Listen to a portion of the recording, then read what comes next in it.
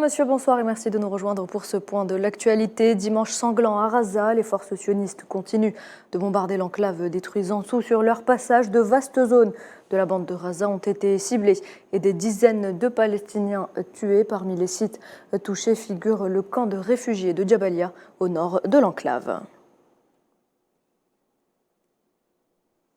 Et 60 civils ont été tués au sud de la bande de Raza, à Khan Younes plus exactement, lors de nouveaux bombardements des forces sionistes.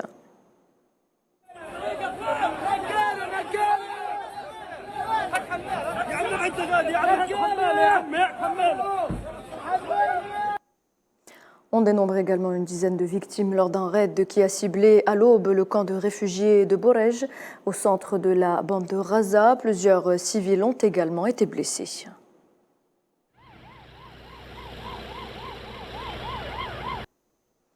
L'agression sioniste déclenchée contre Raza le 7 octobre dernier a fait plus de 15 000 martyrs. Plus de 6 150 avaient moins de 18 ans lorsqu'ils ont été assassinés. Il faut savoir que depuis la fin de la trêve et la reprise des frappes aériennes, plus de 240 civils ont été tués et 650 blessés.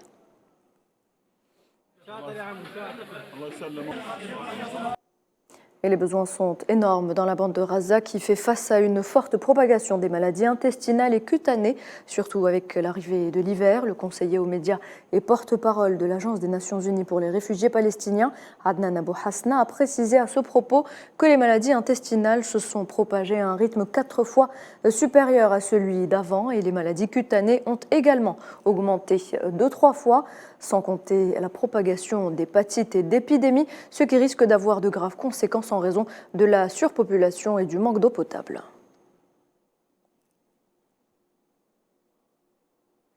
La première cargaison de fournitures humanitaires est entrée à Raza samedi par le poste frontière de Rafah.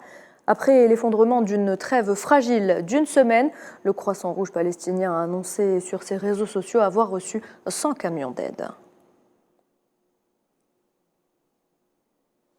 Le ministère palestinien des Affaires étrangères met en garde contre la tentative de Benyamin Netanyahou d'établir la séparation entre la Cisjordanie occupée et la bande de Raza afin de compromettre l'édification d'un État palestinien indépendant avec Al-Quds Est comme capitale. Dans un communiqué, le ministère a tenu le gouvernement sioniste pleinement responsable de son agression sanglante contre le peuple palestinien. L'enclave palestinienne est témoin d'un génocide, c'est ce qu'a déclaré le président cubain Miguel Díaz-Canel lors de son discours à la COP28 à Dubaï. Miguel Díaz-Canel qui a condamné les attaques et les bombardements sionistes continus sur l'enclave palestinienne, rappelant qu'à un peu plus de 2000 km de Dubaï, c'est-à-dire à Raza, un génocide est en train de se produire. Les autorités de l'occupation ont arrêté depuis samedi soir au moins 60 Palestiniens de Cisjordanie, dont 5 filles, toutes des étudiantes universitaires. Des arrestations arbitraires qui portent le nombre de prisonniers palestiniens depuis le 7 octobre dernier à 3 480. Dans l'actualité également, le président algérien Abdelmadjid Tebboune a présidé ce dimanche la cérémonie de remise du prix du président de la République du journaliste professionnel.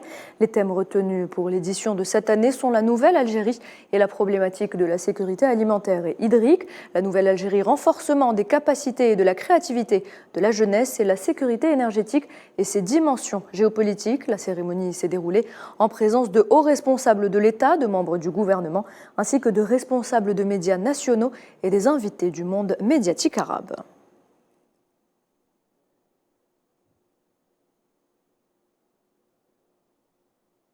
Et voilà, c'est la fin de ce point de l'actualité. Merci de l'avoir suivi. Je vous retrouve à 19h pour le journal de la rédaction.